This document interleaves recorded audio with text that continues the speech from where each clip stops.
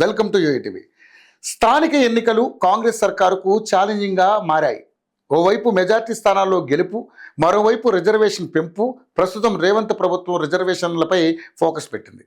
అయితే రిజర్వేషన్లను పెంచాలంటే రాజ్యాంగ సవరణే మార్గమా? ప్రస్తుతం బీసీలకు 23% రిజర్వేషన్లు 42% పెంచడంలో కాంగ్రెస్ సక్సెస్ అవుతుందా, లేక రిజర్వేషన్ల పెంపు నేపథ్యంలోనే స్థానిక ఎన్నికలు కోర్టు వివాదాల్లో చిక్కుకుంటాయా? తెలంగాణ కాంగ్రెస్ ప్రభుత్వం 42% బీసీ రిజర్వేషన్ల కోసం మరోసారి ప్రయత్నం చేస్తుంది. స్థానిక సంస్థల ఎన్నికల్లో బీసీలకు 42% రిజర్వేషన్లు ఇవ్వాలని నిర్ణయిస్తూ ఆర్డినెన్స్ తేవాలని నిర్ణయించింది. ఇప్పటికే మార్చిలో జరిగిన అసెంబ్లీ సమావేశాల్లోనే బీసీలకు 42% రిజర్వేషన్లు కల్పించే తీర్మానాలను ప్రభుత్వం ఆమోదించింది. విద్యా ఉద్యోగాలతో పాటు స్థానిక సంస్థల్లోనూ బీసీలకు 42% రిజర్వేషన్స్ ప్రాతినిధ్యం కల్పించాలని 2 తీర్మానాలను అసెంబ్లీలో ఆమోదించింది. కులగణన ఆధారంగా ఈ తీర్మానాలు చేశారు, కేంద్రానికి పంపించారు. అవి కేంద్రం వద్ద పెండింగ్లో ఉన్నాయి. అందుకే రాష్ట్ర ప్రభుత్వం ఆర్డినెన్స్ ద్వారా బీసీలకు 42% రిజర్వేషన్లు కల్పించాలన్న నిర్ణయం తీసుకుంది. అయితే ఈ ఆర్డినెన్స్ చెల్లుబాటుపై సందేహాలు ఉన్నాయి. సుప్రీంకోర్టు తీర్పు ప్రకారం రిజర్వేషన్లు 50% మించకూడదు. ఇప్పటికే ఆ పరిమితికి వచ్చేసింది.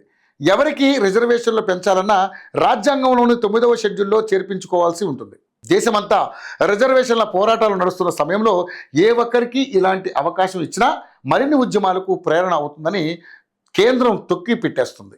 కానీ కాంగ్రెస్ పార్టీ బీసీ రిజర్వేషన్లు ఓ అస్త్రంగా చేసుకుంది. బీసీ డిక్లరేషన్లో బీసీ రిజర్వేషన్ల అంశాన్ని గట్టిగా చెప్పింది. ఇప్పుడు చట్టపరంగా సాధ్యం కాదని అప్పుడు ఎందుకు హామీ ఇచ్చారన్న ప్రశ్నలు వస్తున్నాయి. ఈ విషయంలో కాంగ్రెస్ పార్టీ ఒత్తిడికి గురవుతుంది.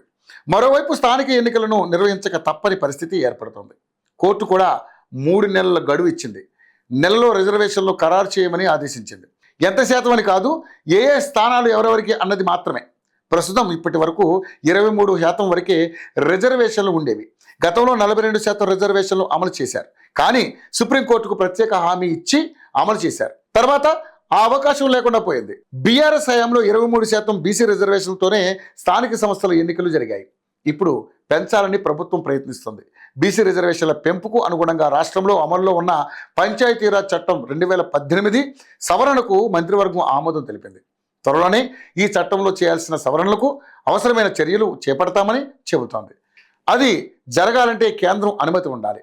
అలా కాకుండా రిజర్వేషన్ అమలు చేయడానికి ప్రయత్నిస్తే న్యాయపరంగా వివాదాలు ఎదురవుతాయి. స్థానిక ఎన్నికలు కోర్టుల్లో చిక్కుకుంటాయి. వీటన్నింటినీ దాటుకుంటూ రిజర్వేషన్ అమలు చేయగలిగితే స్థానిక ఎన్నికల్లో కాంగ్రెస్దే పై చేయి అవుతుంది. లేదంటే తీర్పు మరోలా ఉండే అవకాశం ఉంది. మరి దీన్ని కాంగ్రెస్ ప్రభుత్వం ఎలా ఎదుర్కొంటుందో చూద్దాం.